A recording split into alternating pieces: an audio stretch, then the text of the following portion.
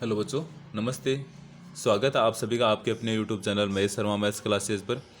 आज हम पढ़ेंगे आकलन 10। अभी तक जो आकलन पीछे हमने कार्यपत्रक पढ़े हैं उन सब का ये एग्ज़ाम है। इसमें 8 क्वेश्चन है, तो लास्ट में आप बताना कि आपके कितने सही हो रहे हैं।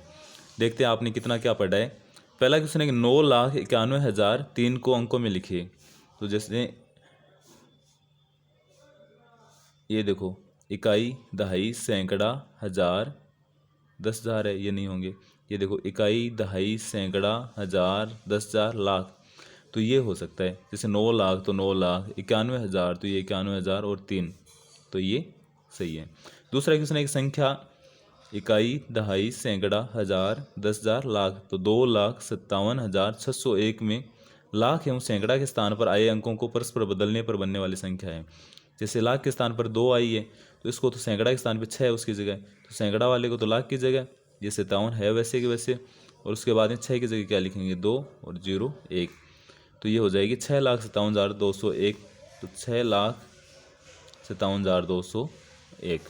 तीसरा क्वेश्चन है कि अनुचित भिन्न को 22/7 की मिश्रित भिन्न है। तो 7 का 22 में अगर भाग दें तो 3 बार जाएगा, 7 ये 21 होता है ना, शेषफल बचेगा 1 और बट्टे 7, तो 3 से 1/7, ये सही है। उसके बाद निम्न में 1 से 1/2 की तुल्य भिन्न है। तो पहले ये देखो कि 2 को 1 से गुणा करेंगे तो 2, और 2 में 1 जोड़ें तो 3, 3/2।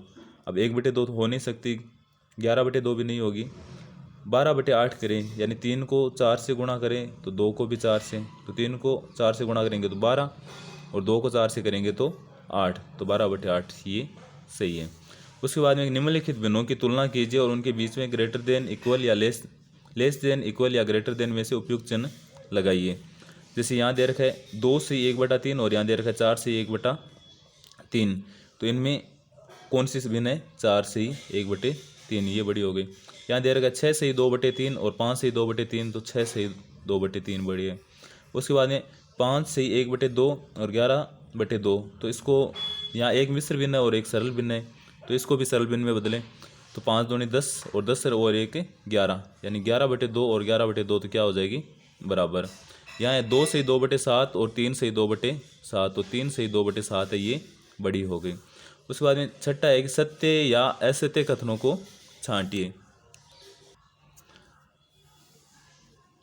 पहला है कि अनुचित भिन्न में अंश सदैव हर से छोटा होता है। अनुचित भिन्न में हमेशा अंश है वो तो बड़ा होता है और हर है वो हमेशा छोटा होता है अनुचित भिन्न में। और ये क्या बोल रहा है, अनुचित भिन्न में अंश सदैव हर से छोटा होता है, नहीं, अगर छोटा होगा तो ये क्या हो जाएगी, उचित, ये तो अनुचित की बात कर रहा है, तो असत्य।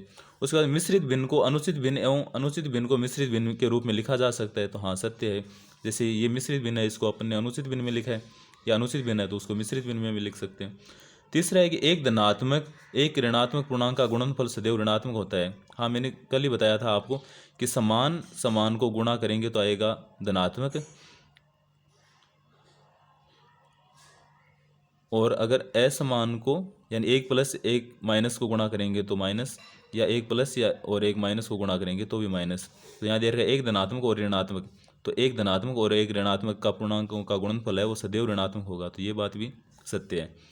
चौथा है कि दो ऋणात्मक पूर्णांकों का योगफल सदैव धनात्मक पूर्णांक होता है, नहीं, गुणनफल होता है यहाँ तो हमेशा धनात्मक होता है, ऋणात्मक पूर्णांकों का योगफल तो ऋणात्मक ही होगा, तो ये असत्य है। सातवां क्वेश्चन है कि निम्नलिखित संख्याओं को अंकों में लिखकर उनका विस्तारित रूप लिखिए। जैसे 5,07,008, तो 5,07,000, तो 7,000 और ये 8, ये दे रखी है। अब इसका विस्तारित रूप लिखना है तो यहाँ 5 लिखेंगे। 5 के बाद में कितनी संख्या, 1 2 3 4 5, तो 1 2 3 4 5, 0 लगा दिए। उसके बाद 0 है तो 0 का तो विस्तारित रूप 0 ही होगा। उसके बाद 7 है तो 7 के बाद में 1 2 3 संख्या, तो 3 0, और ये 0, उसके बाद में भी 0, और उसके बाद में 8। ठीक है, इसे यहाँ 1,01,001, तो इसको क्या लिखेंगे, 1,01,001, और इसका विस्तारित रूप लिखेंगे तो 1 1 2 3 4 5, उसके बाद 0, उसके बाद 1, और यहाँ 3 संख्या है तो 1 2 3, उसके बाद में 0 प्लस 0 प्लस 1। आठवां क्वेश्चन है और आज का अंतिम क्वेश्चन, के निम्नलिखित संख्याओं को आरोही क्रम में, और आरोही का मतलब ये होता है कि छोटे से बड़े की ओर आरोही क्रम में लिखना है। अब यहाँ देखो, ये इकाई, दहाई, सैकड़ा, हज़ार, 10,000, लाख, ये 10,000 तक ही है, ये 1000 तक ही है, और यहाँ देखो इकाई, दहाई, सैकड़ा, हज़ार, 10,000, लाख, ये लाख तक है। तो सबसे पहले सबसे छोटी यानी 9,087, उसके बाद में 65,281, उसके बाद में 1,07,321, और उसके बाद में 6,08,000।